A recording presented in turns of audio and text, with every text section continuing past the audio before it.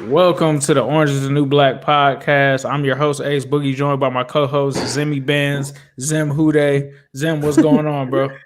Ain't nothing. Hello, world. How y'all doing this evening? So we had to definitely come and connect with y'all because obviously, with pretty much everything kicking off today, as you've seen on Bengals social media, it was a big day at camp today because the veterans and the rookies are all coming together. So we've got Joe Burrow to AJ Green, Joe Mixon's in the building, John Ross, T. Higgins. Like if you're looking at the photos from afar, you can tell that it's really gearing up here. So we wanted to definitely connect with the fan base to just get some Bengals topics talked about, and then also kind of give our thoughts on certain situations and things that are going around as well. Most notably, one of the things we want to talk about is PJ Hall, who's a player that Zim definitely believes that the Bengals should be interested in. He also has some earth-breaking news a little bit, with some of the plugs that he has there. So we'll let him get his shine in on that as well. But of course, we also want to take some of you guys' questions and do a Q&A for a little bit. But first off, we want to go ahead and thank our sponsor who also read up with us again with the Bad Boys Club. So you guys know if you are interested in the Bad Boy membership to visit their website.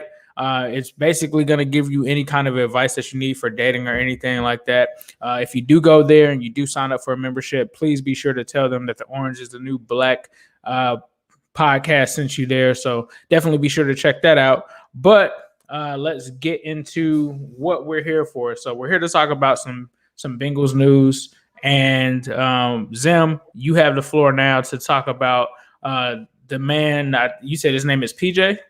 Who they, boys? What's up? PJ Hall. So that's the guy in the draft. That's when Jesse Bates comes off the board. Guys like James Washington are there. Darius Geis is there, and the Raiders go on a slight reach. The Raiders go on a slight reach at this at a point because I had him charted as like a fourth round guy. I really liked him. He played really well for the Raiders, but he came in. Back it up a little bit. If you guys are under a rock or y'all haven't seen what's going on right now, but just let people know also, Ace, Josh Tupou has opted out for the COVID. He's opted out 2020 season. So that's step one. So now we have a deficiency at defensive line. Also, currently right now, Renell Wren is on the COVID reserve list as well. So we have a big deficiency at the defensive tackle line. So that's how we got into this PJ Hall thing. So that's a guy that I really like coming out. Jesse Bates comes off the board. There's some other guys, but I had him as like a fourth round target, and people thought I was a little high at that point. Fifth round comes around or whatever, and that's where he was supposed to go. Raiders jump on him second round. So after that, they go on a trade. The Vikings come in with a seventh round conditional pick. The seventh round conditional pick is then now this happens yesterday because I'm saying the Bengals have the number one waiver claim right now. They're ready to go. They can go get anybody they want that is released or anything like that. There's the number one slot for waiver claims, but instead they can't. So because the Vikings, Zimmer comes in and goes and gets our boy. But then today the news comes out that he failed another condition test. So now the trade is now going backwards. So people are asking me, should they still go after him? I say no. If you're looking at the character and the guys that they've been looking at, they're looking at leaders and guys that don't need extra motivation. While his talent level is pretty high, that's a guy that I don't think fits what they're currently building. And since we're going right into go mode, we don't have the luxury of preseason games or anything like that. That's not a guy. So then now we're looking at defensive tackles that are now probably what we call in veterans. Out of the guys that are on the list currently right now, you got guys like Timmy Jernigan, Marcel Darius. Tell me some guys. The guy that I'm looking at now is Mike Daniels. That's one guy that I like from I think it's from the Eagles. He graded out pretty good for Pro Football Focus last year. That's my number one target guy. I don't know who you guys have, but Bengals, we got a problem. We got a hole at defensive line, and we got to tackle this thing right now. I think for me, I would like to see Renell Wren, like you kind of talked about earlier, get on. But as you said earlier, he is currently going through the proper protocols and proper channels to actually get back onto the roster. And I think you also made a great point because that opens up a huge hole because the Bengals ended up cutting Ryan Glasgow, which I don't think any of us saw that coming, but I think that was also injury related. And then Josh Tupou ends up opting out. And so it just really puts the Bengals in a peculiar situation. The one thing, though, that gives me somewhat some confidence there is the fact that we have Geno there. We also have DJ Reader, who we went after. So I expect those guys to be pretty big when it comes to that. However, there does need to be some depth Who's behind that. After that, for me, I really Andrew Brown. I really expect Renell Wren to really take command of that role because that's who we wanted to be there, and at least that's who I thought should kind of step up and take that opportunity. And I think that this kind of forces him into that opportunity. So I would expect it to be Renell Wren. He's currently on the COVID list, though. Yeah, but I don't think that that's like a permanent thing. Like I think maybe by next week he's possibly back. But I would hope that it would be him because I would think that this person, whoever this third defensive tackle isn't gonna be taking life-changing snaps. Like I think that they'll be pretty solid, but I don't think that it's gonna be someone that's in there for the whole game. So for me, I think it's an issue, but I don't think that it's a huge issue to the point where it's like if this were to happen at linebacker or if this were to happen at left guard or center or something like that, then I would be kind of worried. But I feel like they're in a position now where they can handle it. I am worried. I'm gonna tell you this: like the difference between linebacker or whatever, I could hide it with 3 safety looks. I could hide it with a bunch of stuff. I cannot hide the fact that Geno Atkins cannot play that amount of snaps. The reason why DJ Reader and Josh Tupou are in place is so that I can get the most out of Geno on third down. You're gonna run Reader into the ground, and then people in the comments, if you guys are listening to some through our podcast, people are saying Delmacall Pecco. To me, he is a liability. He brings you nothing on first and second down because he can't shed blocks at this stage in his career. He's just a big guy that takes up a bunch of space. And because of the division that we're in, going against the Browns and the Ravens, who are going to run it down your throat and get guys like DJ Reader and Geno really, really tired, you got to have depth at the defensive tackle position. At linebacker, I can hide that a lot. Only thing I can't hide is the fact that somebody like the Browns, when they get to running downhill, you need bodies up. You need linebackers to take on a lot of the blocks with the schemes that the Browns run, especially in the running game. You can't hide that. But going against the Ravens and stuff like that, you better have bodies. One of my favorite teams I like to look at is the Eagles when they go to the championship. They were rotating 10 guys on that defensive line. Now, I'm including the edge as well, but they would dress 10. And even in the Super Bowl and stuff, snaps. So they had fresh bodies at you all game.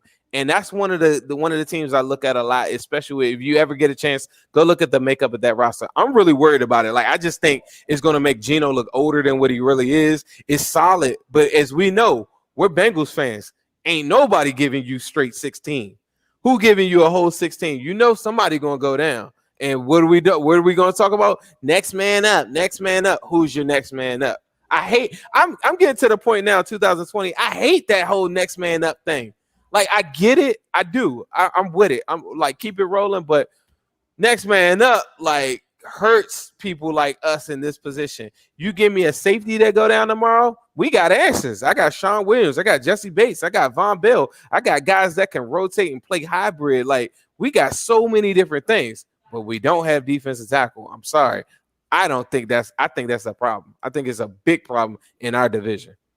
No, I think that's definitely a fair assessment. But I do think, like some of the fans are saying, that we do have some guys that are versatile, that do and can shift between defensive tackle and defensive end, as you suggested yourself. You said Andrew Brown.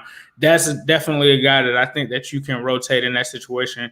Khalid Kareem, obviously we had him on here. I'm not sure if I think some people have said that he could play D tackle if we're looking for him to play like that Russian D tackle role like Geno. We'll see, but I think Zim definitely makes a great point. Like if you lose DJ Reader or Geno Atkins for a couple of games, who do you really have there that you can definitively put in that will, not make that much of a hole at that position? I just personally don't think Domata Peko. I agree with Zim. I mean, it's just a waste, honestly. It's a liability, bro. It would be different to me. Like I'd rather see Renell Wren at this point get snaps over Domata Peko, because Domata Peko to me, he's a guy that's really in the twilight of his career. He's someone that probably needs to go to a team that is looking to win now. I don't see the value in bringing him back to Cincinnati, just honestly. So I think, like Zim said, is definitely something that we need to look into. If it's not the spot for this PJ guy, there was another nugget that Zim wanted to touch on as a possible guy that could be coming under the radar for Cincinnati. So Zim, did you want to talk about that? Yeah, sure. So there are a bunch of guys that are out there. I mentioned Timmy Jernigan and stuff like that. There is a guy, one of my dogs, who I talk to often. He is currently right now in contact or has spoken with the Bengals, Deshaun Williams. He's at this point kind of considered a journeyman. He's younger. He's very much in shape. He will pass a physical. He showed me videos. He showed me pictures and everything like that. But that's a guy that was really, really good for us. And if anybody remembers, like in preseason and training and different things like that, he's always showed out really well, and he's played snaps for our team. He loves the Natty. He wants to come back. He's talked to his agent. He's been in contact with the Bengals. He's well in the loop, and he's ready to go. I don't know if that means for him coming up, because a lot of things have to fall that way, because you cannot currently right now, nobody can get a workout because of COVID.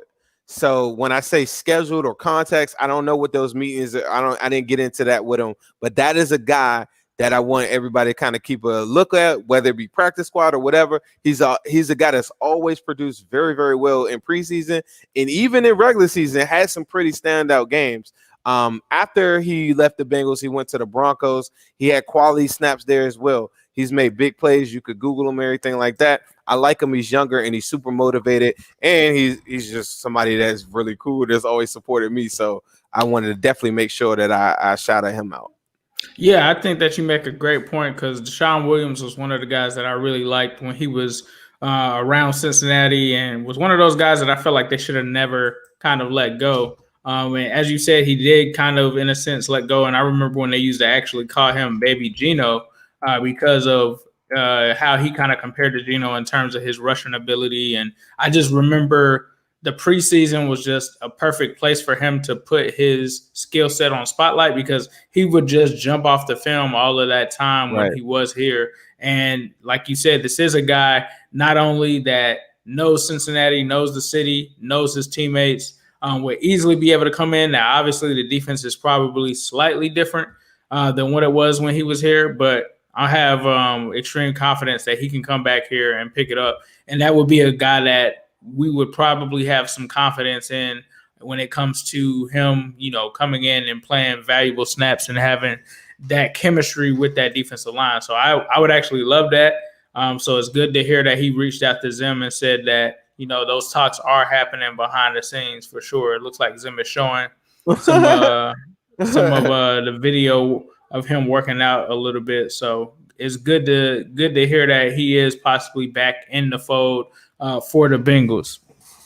Yeah, and he's really motivated, and he's made it very clear he's been keeping an eye on this, and that's one of the destinations, because we're in this crazy limbo period. But I wanted to ask you this though. There's some guys, and a lot of people keep on saying Timmy Jernigan's opted out. I hadn't seen that yet, but let me get your thoughts on this, and people, you guys can chime in as well. Out of the guys that I'm naming, do any of those guys raspberries? Does anybody raspberries, like when we're thinking about it? Because I hate that Ryan Glasgow was gone, but Marcel Darius, Timmy Jernigan was the guy that I'm saying. They're saying that he opted out. Mike Daniels is probably the best person that I think that I've seen available, a former Pro Bowler. Antoine Woods was always mentioned. Corey Liggett, I keep on saying his name, Liuget. He played with the Raiders. He had 10 tackles and 1 sack. He's 30. Domital Pecco, and then Sylvester Williams. That's the guy. That's the big dude from the Chargers. Any of those guys? I mean, the name that jumps out to me out of all of those guys that's somewhat valuable is Marcel Darius. But, given the circumstances that are this season, what does that mean that he's looking for? What is his asking price for something like that? I think that plays a pivotal role into it because, I mean, Marcel Darius to me, being that he was a former top 10 pick, I don't think that he probably sees himself signing somewhere for peanuts because he is like a former Pro Bowler, top 5 pick himself. So does the ego come into play? If so, he's probably not taking a veteran minimum deal. Like he probably more so would just opt out the season and do that. And then the other thing is when you have guys with egos like that, is he cool with coming off of the bench? Like he's used to being a starter, like even when he was in Jacksonville and coming from Buffalo, is he willing to not only, come in at a reduced rate, but also come in at a reduced role? Because there's no way when Geno and DJ Reader are fully healthy that he's starting or getting a whole bunch of snaps from them. So to me, it's Marcel Darius. Mike Daniels, I feel like we've talked about him before. I feel like we're always like, I don't know if was he on a team last season? No, you know what it was when we had like a free agent special, and I think we were naming guys one time. Gotcha.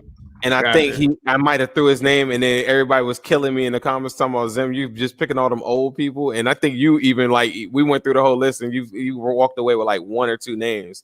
But Mike Daniels, I remember him. He was on the Packers or something like that, right?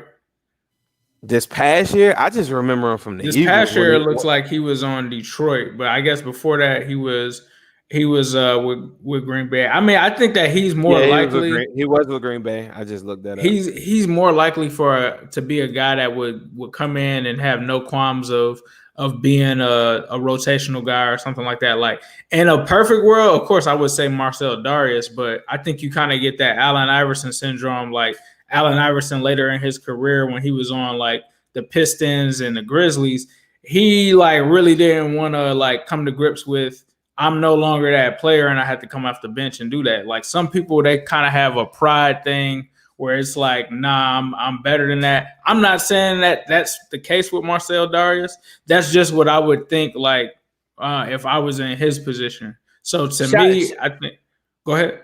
I'm sorry. I was going to say shout out to QT Vince Tricks because I keep on saying that he was with the Eagles. I don't know why I keep on saying that. You're 100% right, Ace. He was with Green Bay all that time, and he just went to the Lions this past year. I don't know why I keep on saying the Eagles, but so yeah, I think Timmy Jernigan was the Eagles. I think out of those guys, I think you would probably be better off targeting Mike Daniels because he just seems to me like he might be an easier land than Marcel Darius. Now, with these guys, with this COVID situation, I mean, we just saw Andrew Billings opt out of the contract that he really just signed with Cleveland. So I'm not sure, I can't speak for these guys on why they're doing this. I'm not sure if they're losing money. I'm not sure if they still get to keep the money. So I'm not sure what the exact concerns are, but I think that there is concerns when it comes to people that may not be familiar with the city of Cincinnati and how those things operate and, maneuvering with that during COVID. So I think that plays a factor in it. I think that's why if I really look at this, I think I like what Zim is suggesting when it comes to Deshaun Williams because he's a guy that's familiar with Cincinnati already. He probably has family here or some set of relatives or familiarity with the city. So It's hard for me to say because this is just an unusual situation. But I would probably still go with Deshaun Williams. And then probably after that, I'd go with Mike Daniels and anyone who would just be interested in playing football right now because it seems like a lot of guys are trying to opt out. Man, somebody in the comments just said RIP FBG Duck. if you guys are listening, like this is a artist in Chicago that the news just passed, like right before we went on air.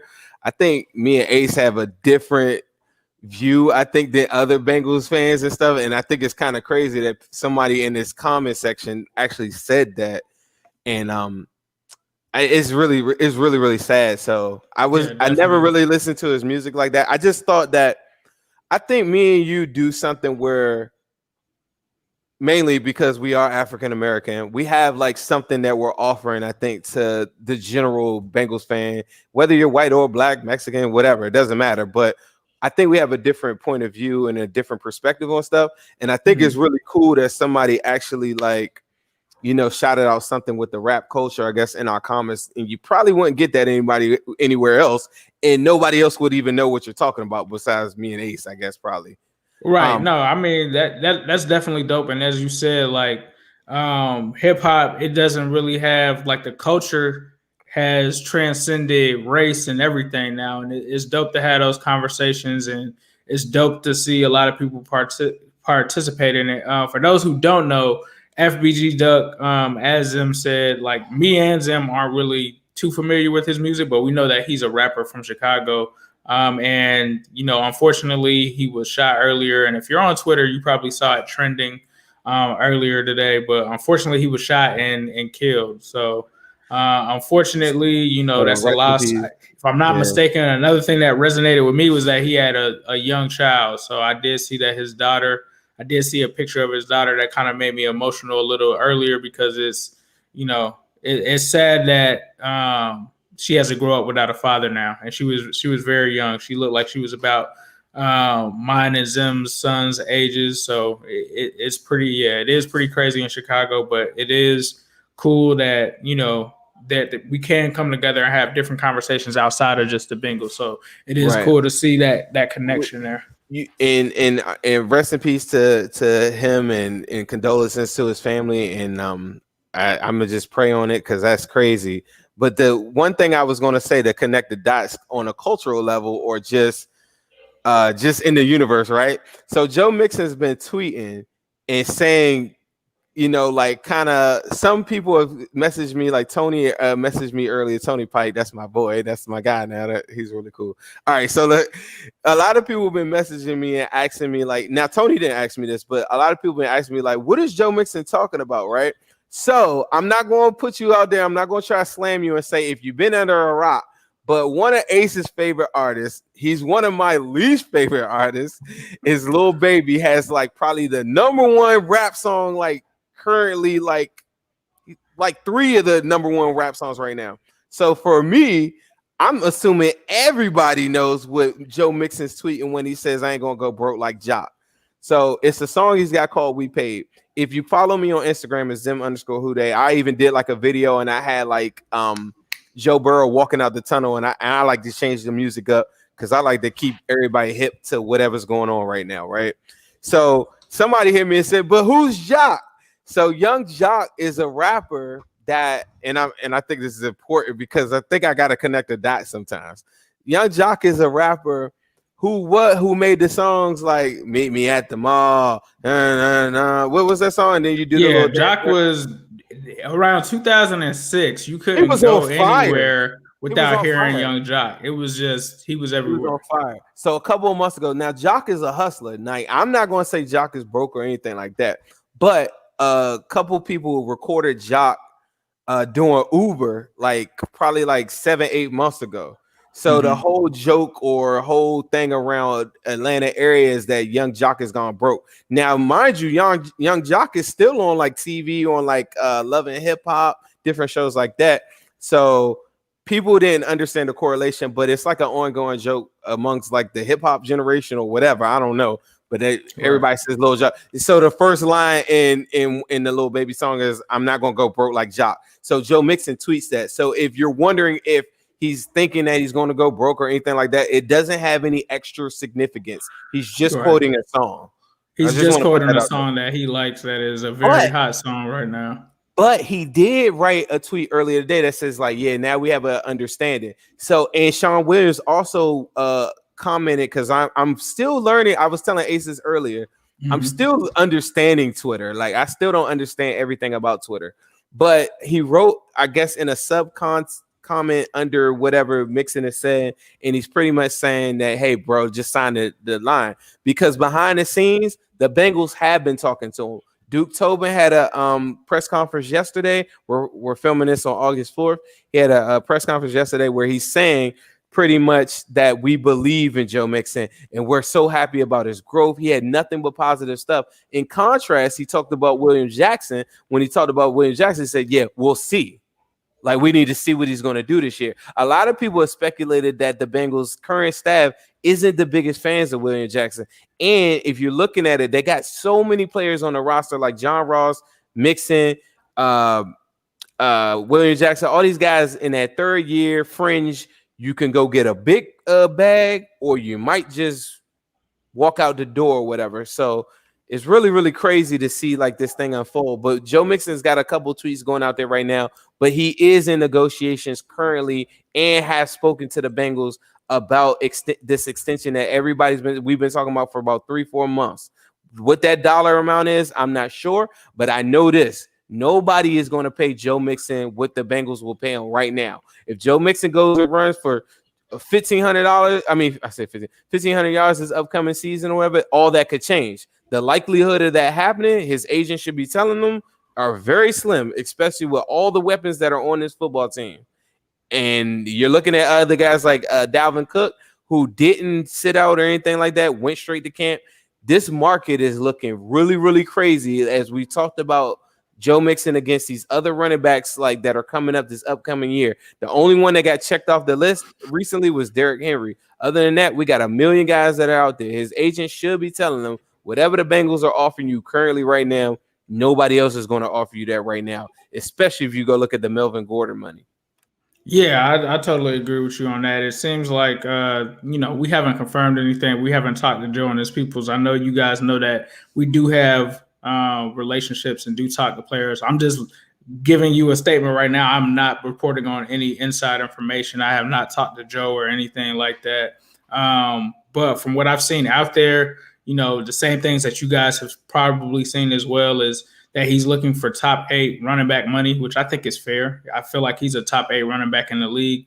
It doesn't seem that he's asking for number 1 money. So I think that with that being said, it seems like the two sides are close. Judging by the tweets that we've seen, it does seem like they're pretty close. Like Zim alluded to earlier, he did tweet that we have an understanding. So that seems to signal that from both sides, they are coming to an agreement, especially with him saying the other day he had tweeted something saying that he's got some real big life decisions to make. So I think that means that numbers are being offered, counters and stuff like that are being exchanged. I'm just speculating that. I'm not saying that that's happening. I just reading between the lines, I would think that would be what's going on. And then you also talk about, as Zim talked about earlier, Duke Tobin and the brass have come out and said things indicating that they do want Joe Mixon to be a part of this future. So I really appreciate that. I'm looking for them to hop out there and make this decision. Now, there's some people that are against paying running backs, but I think Duke Tobin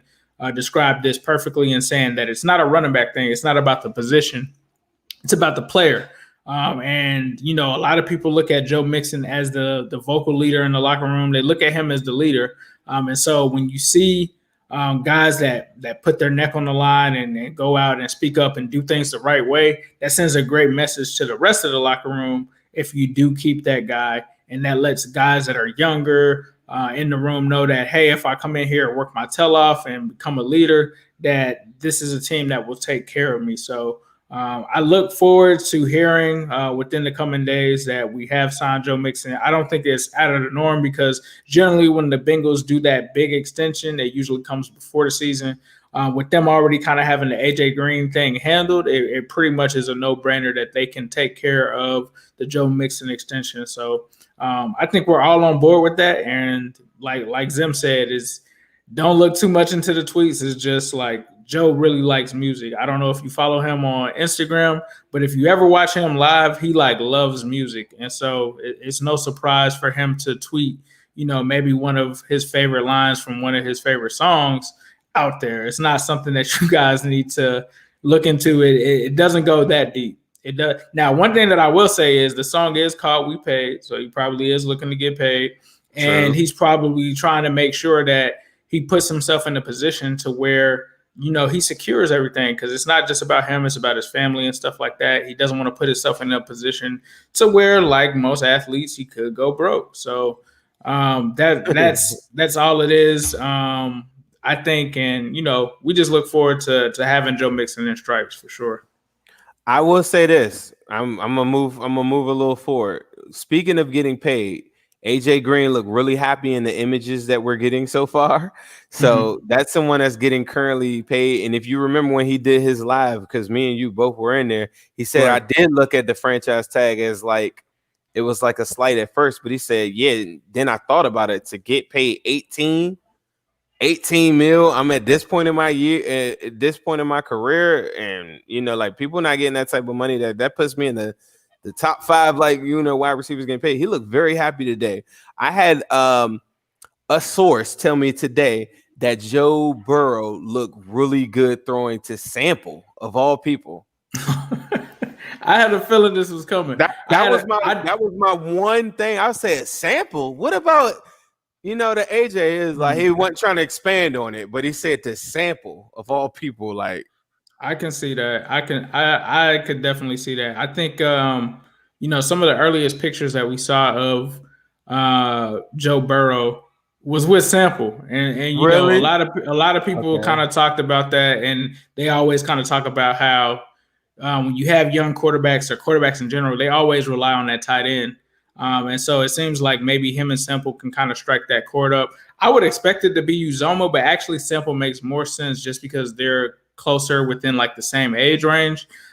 So let's hope that can that can be a fruitful relationship, and maybe Sample, like Anthony Beasley in the comments is saying, maybe Sample's gonna have a breakout year. So there's a sample. I don't know what you call it, a sample hive. There's a sample hive on the Twitter. They jumped on me one day. Somebody said they wrote a tweet one day and said, hey, I'm looking forward to Sample, his breakout year or something like that on Twitter. I was like, what are you talking about? What, his blocks or something like that? And they like killed me on Twitter. So there's a Sample hive out here. Hey, I'm good with the Sample hive. I would love for Drew Sample to prove me wrong for sure. Oh yeah, most definitely.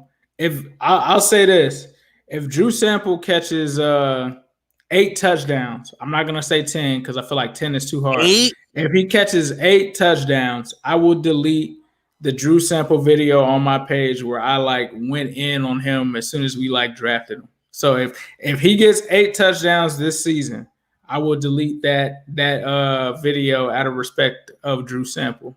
So we'll see. Give me 6. 6 is pretty easy. I need 8. Tyler Croft, if I'm not mistaken, got 8 before, right? How many touchdowns George Kittle get last year? Probably like 8. Nah, George Kittle probably got way more than that. No, somebody Google that right now. I'm gonna do it while you're doing it. Okay, no. We'll go with 7 because I was thinking about Tyler Croft. Tyler Croft in 2017 caught 7 touchdowns. If he can give me 7 touchdowns, I'll do it. If he gives me 7 touchdowns, I'll delete the video.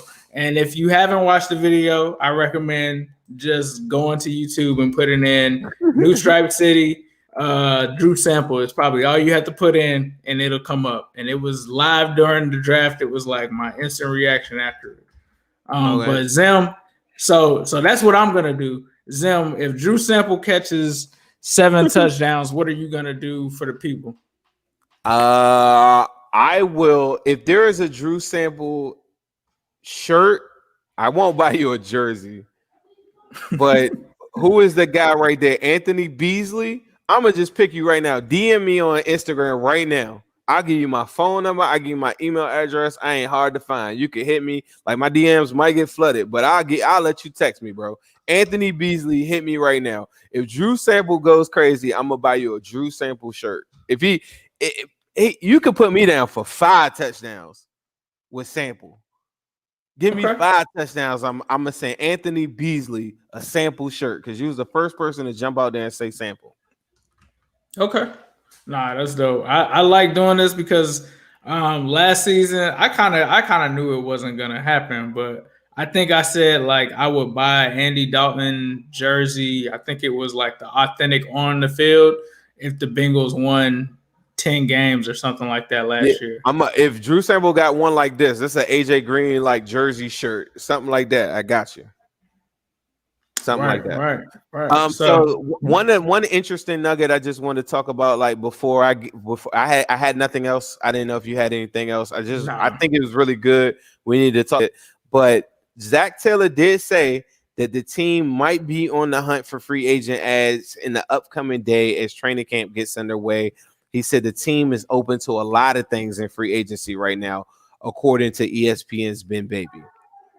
No, I think that's solid to hear, especially since at first we had kind of heard, the Bengals are done with free agency, and obviously that was before opt-outs and stuff started happening. So it's good to hear that they are still looking at that emerging market, especially when you have injuries and you have holes and in different situations, and also when you have a situation where there is no preseason, like there's no type of way to really evaluate guys. So if you do have someone who may be an undrafted free agent taking up a roster spot, that's probably better suited for someone who's actually been a NFL player with veteran experience and that brings something to the table. So it is good to hear that they are still looking at those options, especially when you talk about the quarterback position as well. Yes, obviously Joe Burrow has that spot sewed up, but with them bringing in guys like Brandon Allen and them still evaluating that position and looking at it, I really appreciate that they're doing that because, Ryan Finley, I don't know, Ryan, if you're watching this or not, or if you're listening to this or not, but you did not do too great last year, sir. And so it's good to see that they are open to some of those things. Now I was reading some of the comments. We got some funny stuff going on. Nah, it's all good. So no, but I was laughing at Brian Finley as well. I personally thought that he was not really he didn't play that well, but I don't even have any further thoughts on Ryan Finley, honestly. Like I wouldn't be mad if for me, like he just got to be on I just want to get him to the practice squad. We didn't talk about Brandon Allen. Do you have any thoughts on Brandon Allen?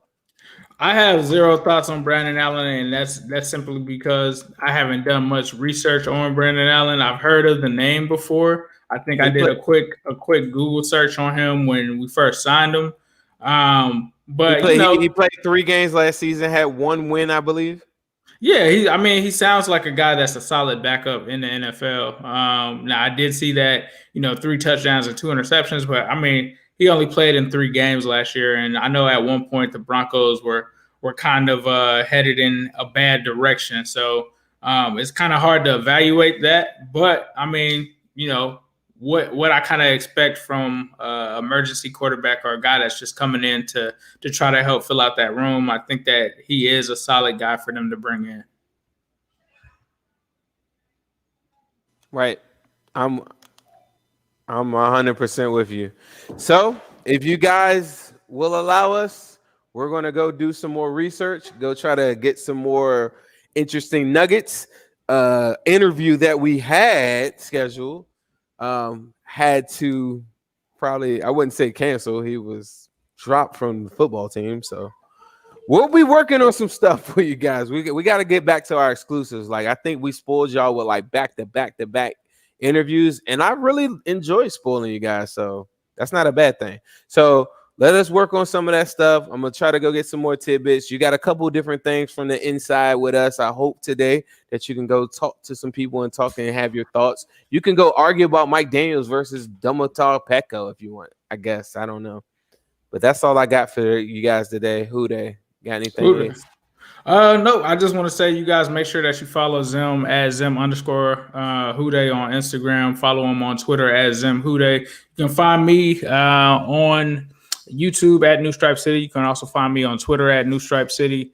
And yeah, we appreciate you guys' support. If you do have any people that you want interviewed on here, jump in their comment section and tell them that they should do an interview with us. Spam them. do whatever you can. Tell them this is the greatest podcast ever for the Bengals and that they need to be interviewed by us. That will help us as well. But like Zim said, we're still going to be working on stuff in the backgrounds because we do know that you guys do enjoy the interviews, and we're going to keep it pushing. So like Zim said, go Bengals and who they? Who they? Ghost of Judah Tribe, I see you. I want your blood, boy. I'm coming for you. He talked a lot of trash.